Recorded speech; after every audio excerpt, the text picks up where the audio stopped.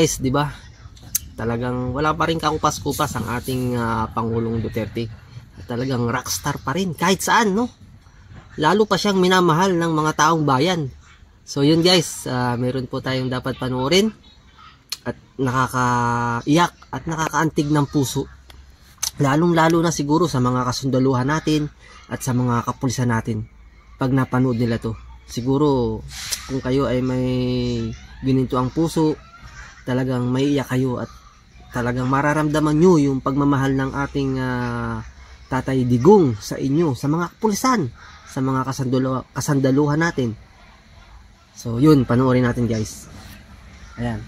I sincerely appreciate, Mr. President, yung binanggit ng ating dating Pangulong Duterte na hindi perpekto, maraming mali, and binanggit po niya yung kamalian na nag-stem from the local government units, at binanggit po ng ating dating Pangulo na pati pulis may pagkakamali din. And I think it happened, ito hong nakita natin noong August 16, 2017, yung kay Kian De Los Santos. Mr. President, I was the one who first called for the investigation and filed the resolution here in the Senate about what happened doon sa Caloocan. And ang nangyari nga po dito, tatlong policemen, si Juarez, Pereda, and Cruz were found guilty of murder. They are sentenced to reclusion perpetua, imprisonment of up to 40 years. Ganon din po yung nangyari kay Carl and Kulot de Guzman, neighbors from Cainta, Rizal. Ganon din po, no, si former PO1 Jeffrey Perez was convicted by reclusion perpetua. Ito ba, Mr. President, yung binabanggit nyo na involved din minsan yung pulis? Ibig nyo po bang sabihin, yung mga pulis po na minsan gumagawa ng beyond doon sa dapat nilang tungkulin na gawin ay dahil sila rin ay involved sa droga? Correct. Correct.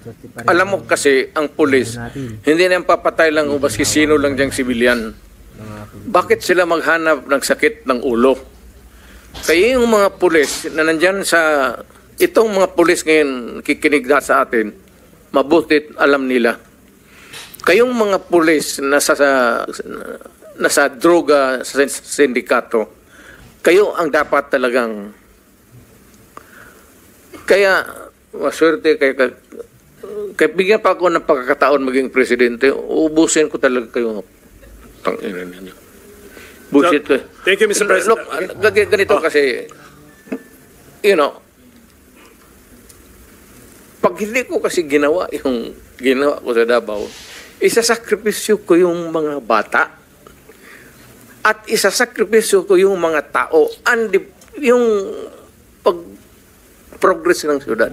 If I allow the criminals noon, kidnapping dito, kidnapping doon, druga dito, druga noon, magulo ang syudad, yun ang sitwasyon. Nung pumasok ako ng mayor, nag-warning ako. At ang warning ko talaga ganito, wag mong gawin yan kasi papatayin kita. So, ang Davao ngayon, maganda na,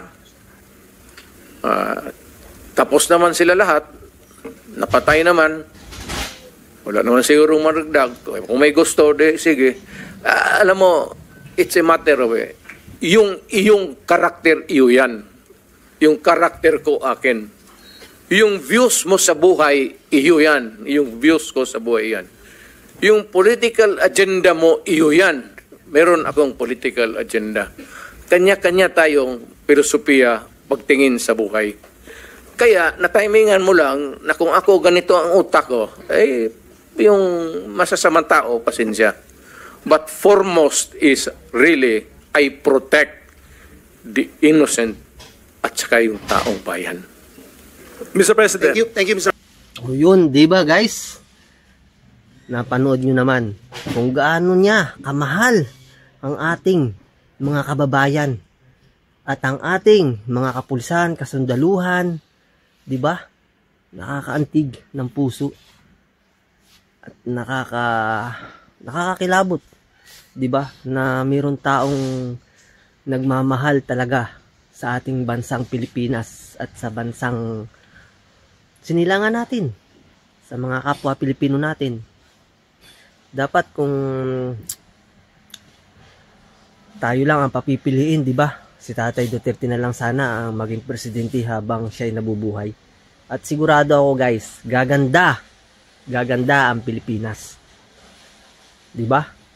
So yun, hanggang dito na lang at God bless to all. Bye-bye. God bless to all kay Tatay Digong.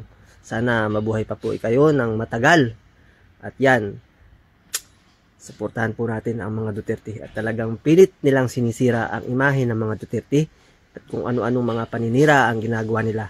So yun, God bless sa mga taong walang ginagawa kundi ang paninira at kung hindi ang mangamkam ng kayamanan ng Pilipinas para sa pansariling, alam nyo na kung sino yung mga yan, mga dilawan, di ba?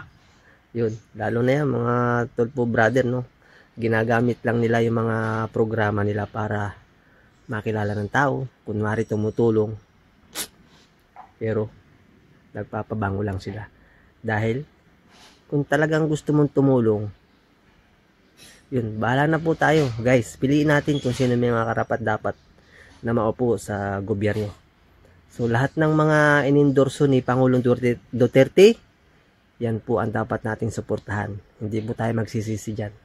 Okay? God bless to all.